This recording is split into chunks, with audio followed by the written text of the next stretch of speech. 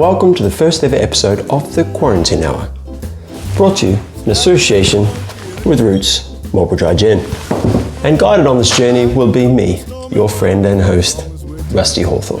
Rusty Hawthorne. However, we're going to be doing it with a little bit of a twist. Over the next 2 minutes, we're going to be guiding you on the know-how of some of our favourite gin-based cocktails.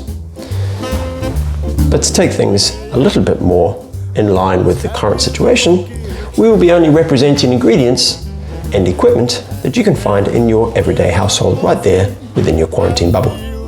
You may, for example, make a cocktail out of some good English mustard. We may very well use bananas. It could even be a courgette. There's definitely not going to be a courgette. But whatever we do and whatever recipes we deliver, we guarantee they will be very tasty. We're also going to step one extra step forward.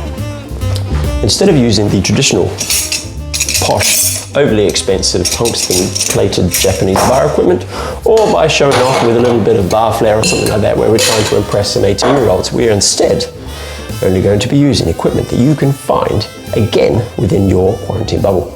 So let me begin by introducing you to our tools of trade. The cocktail shaker. Glass, waterproof, built-in strainer on top. This one came from my red lentil collection. Who doesn't love lentils?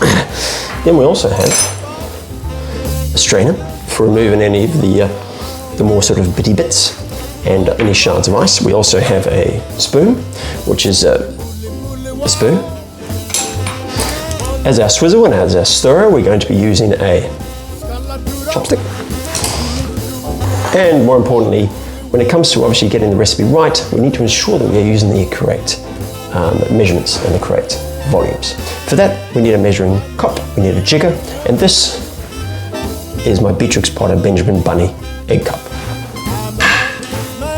But before we take any further steps, we need to ensure that we have washed our hands thoroughly for at least 20 seconds. Excuse me.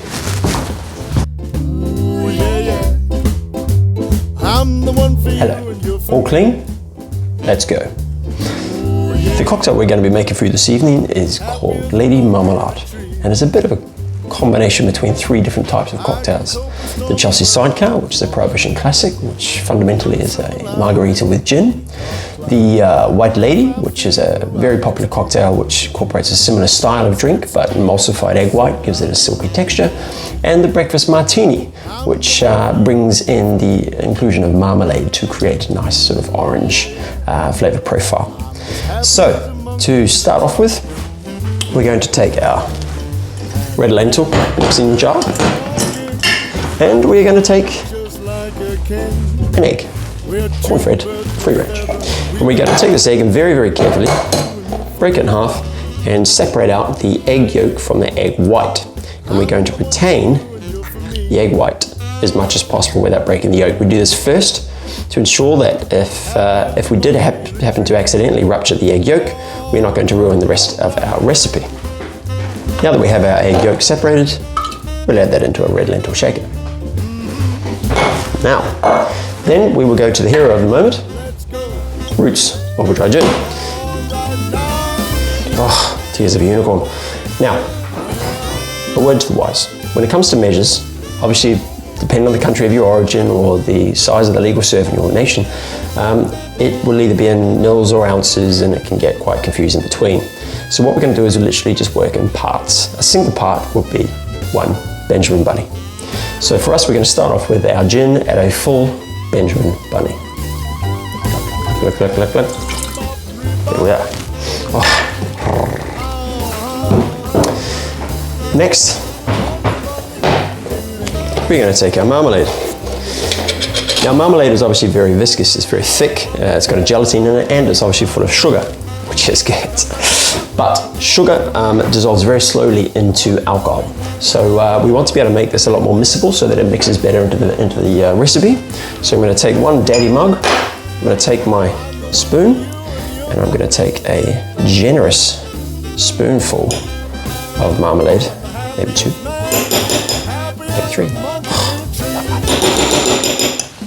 And then we're going to take a little bit of boiling water, and what we're looking for is basically 1/3 boiling water to roughly 2/3 of the marmalade. So we're just enough of it to create a dash.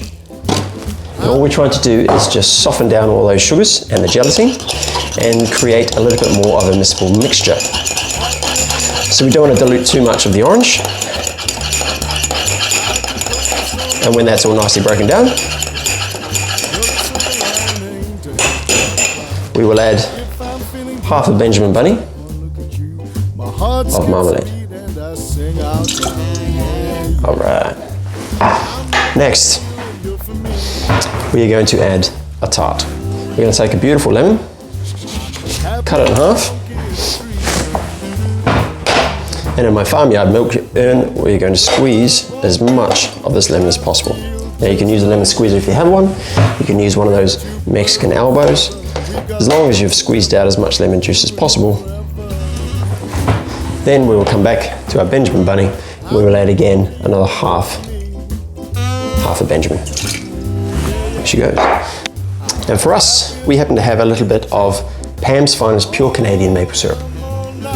And for this, we just need a dribble. Everyone has their own personal balanced taste. Some people have a little bit more of a sweet tooth, some a little bit more of a sour. I'm going to add roughly 1/4 of a Benjamin into our mixture, which not only adds the sweetness, but also gives that touch of that beautiful maple sort of caramelized flavors, which are gorgeous. Then we're going to add one last ingredient, which is Elemental Bitters grapefruit and hops flavor. We're going to get 4 massive dashes of the bitter. The bitter then adds that last key flavor profile, sweet, sour, bitter, salt, and then we're ensuring that obviously when all these flavors come together, there's an ability for our sense of palate and our sense of smell and aroma to be able to pick up as much as possible what's going on inside the beverage. Now what we're going to do, we're going to close it up, make sure our lentil is nice and closed, and then we're going to shake it without any ice. What's really important with a good shake is to put as stupid a facial expression as you possibly can at the time. It's very hard to look cool and shake at the same time.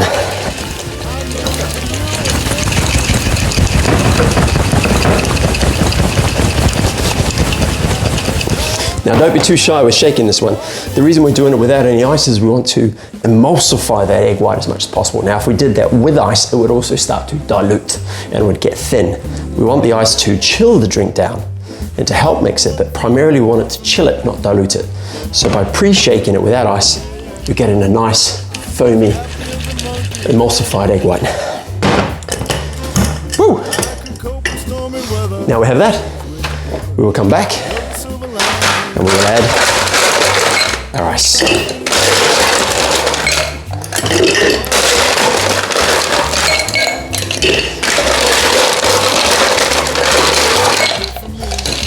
Okay.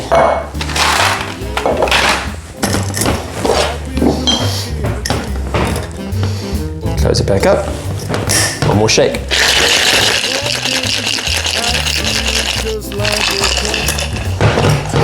Righto. Now our shake is finished, our drink is ready. We'll grab our lovely cocktail glass. This can be obviously anything. It doesn't have to be a coupe or a martini glass. This is just one I happen to have lying around. Now what we're going to do is take also our fine strainer and we're going to strain our beverage through our fine strainer, through our little sieve, into our cocktail glass.